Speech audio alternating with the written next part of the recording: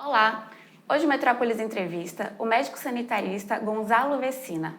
Ele é ex-diretor da Anvisa e vai conversar com a gente sobre o novo aumento de casos de Covid-19 na Europa. Bom dia, doutor. Bom dia, é um prazer estar aqui com vocês do Metrópole. Um prazer recebê-lo novamente. Bom, doutor, a gente está vendo um novo aumento, de casos em alguns países da Europa que já tinham controlado a Covid. Queria primeiro saber do senhor a que é que isso se deve, já que eles têm vacinas, eles têm políticas de testagem. É, Alguns países têm vacina e têm boas políticas públicas, né? É o caso da Alemanha, é o caso dos países da Europa Ocidental. Na Europa Oriental, Rússia, Bulgária, a antiga Iugoslávia, Sérvia, né? Nós não temos uma situação dessa, né? Falta vacina e falta política, né? Agora, finalmente, o Putin acordou para isso e resolveu fazer um tipo de um lockdown seletivo lá, colecionando feriados e paralisando a economia para diminuir a probabilidade das pessoas se encontrarem e a doença se difundir. A Europa tem vacina e alguns países estão bem vacinados, mas a Europa ela não teve a variante gama. Nós temos que entender que as quatro grandes variantes de preocupação que nós tivemos, a alfa, que foi de Londres, a beta, da África do Sul, a gama, de Manaus, e agora a delta, da Índia, circularam de forma diferente pelo mundo. Por exemplo, a gama não foi para a Europa, a gama não foi para os Estados Unidos, a gama ficou aqui no Brasil e um pouco aqui na América do Sul. Por que a gama ficou no Brasil e na América do Sul? Porque é para onde viajam as pessoas. De repente, no meio dessa pandemia, ainda durante a vigência da primeira onda,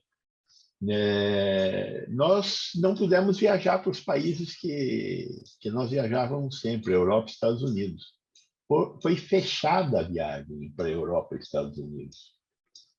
Por quê? Porque eles não permitiam a entrada de pessoas nos seus países. Tinha que fazer quarentena, ou tomar vacina, ou fazer teste de RT-PCR. Tinha muitas exigências para viajar para esses países. Diferentemente do Brasil, que praticamente não se isolou. Depois de 1 ano e meio de pandemia, com as pessoas sem poder sair do país, acho que é natural que a gente volte a planejar viagens, né? E os países acabaram de reabrir a fronteira. Mas, por outro lado, a gente está vendo esse aumento do número de casos. O senhor acredita que, observando como os governos trataram a pandemia nas ondas passadas, pode haver um novo lockdown? Veja, para os países europeus, eu diria que não é hora de viajar. É perigoso viajar, que a variante Delta está circulando de forma mais ativa nos países europeus.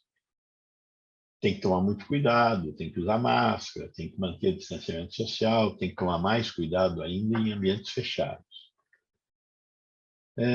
Estamos com países numa situação muito boa. O Japão, por exemplo, está com 0 casos, mortes, né? 0 mortes, casos tem. O Brasil está conseguindo se estabilizar. Essa semana aqui nós tivemos 9 estados sem registro de morte.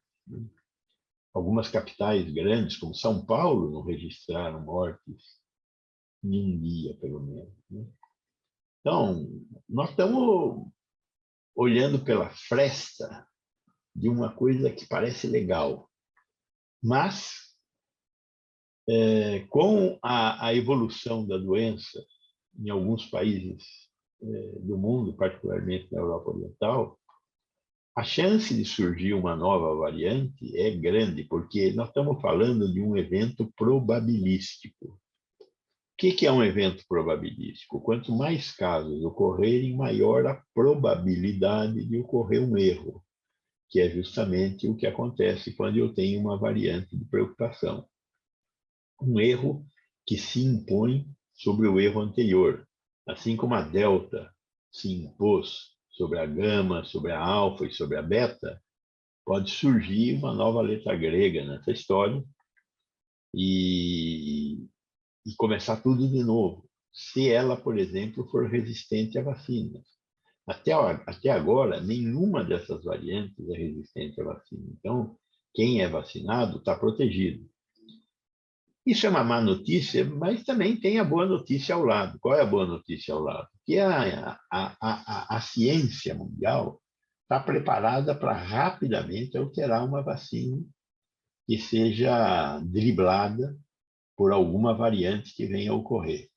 Então, a boa notícia é essa, né? Mas a má notícia é que enquanto eu tiver atividade do vírus em outros países, eu tenho a possibilidade da ocorrência de novas variantes. Agora, o que nós temos na Europa? Nós temos baixa cobertura vacinal e eles não tiveram gama, tiveram sorte de não ter a gama. Mas agora estão tendo azar de ter a delta. E a delta está fazendo o trabalho que a gama fez aqui no Brasil. Com a cobertura vacinal em torno de 50%, sobra 50% da população para ter a doença. Como eles foram muito bons em controlar o número de casos, eles testaram, eles isolaram, eles conseguiram fazer a lição de casa que Bolsonaro aqui não fez. Então, lá, eles conseguiram diminuir o número de casos, só que isso é bom, mas, por outro lado, é ruim. Por que é ruim? Porque aumenta o número de suscetíveis a terem a variante Delta. E é o que está acontecendo nesse momento. A Delta está varrendo a Europa, que civilizadamente conseguiu ter menos casos e tem uma cobertura vacinal interessante, mas não suficiente. E os países orientais, da Europa Oriental, esses não têm cobertura vacinal, embora tenham tido algum sucesso em segurar a doença num primeiro momento. Tem um outro componente que as pessoas têm falado muito, que é o componente inverno. Qual a importância do componente inverno? As pessoas tendem a se aglomerar e ficar fechadas, e com isso a disseminação do vírus aumenta. Então, é um conjunto de elementos que está fazendo com que a Europa passe por essa dor de cabeça que está passando agora. O senhor acredita que juntando esses componentes, baixa vacinação, e a gente vê agora muitos países correndo para vacinar as pessoas que não estavam querendo se vacinar, até impondo regras mais rígidas, né? Juntando esse componente com o inverno, essa onda ela deve subir e quando a gente tiver temperaturas mais ou menos baixar de novo, é uma tendência? Veja, a temperatura é um componente, mas não é um componente decisivo. Ele é mais um componente, a temperatura. O principal componente é a existência dos suscetíveis. Como é que a gente faz para diminuir o contato dos suscetíveis com os bichos? Isolamento social, uso de máscara, distanciamento social. Não tem outro jeito. Então, o que eles têm que fazer é o que a Rússia está fazendo, impor um lockdown e diminuir a frequência com que as pessoas se expõem ao vírus, diminuindo aglomerações, encontros, sempre usando máscara, etc. E acelerando a vacinação. Tem que fazer uma coisa e outra. Tem que acelerar a vacinação.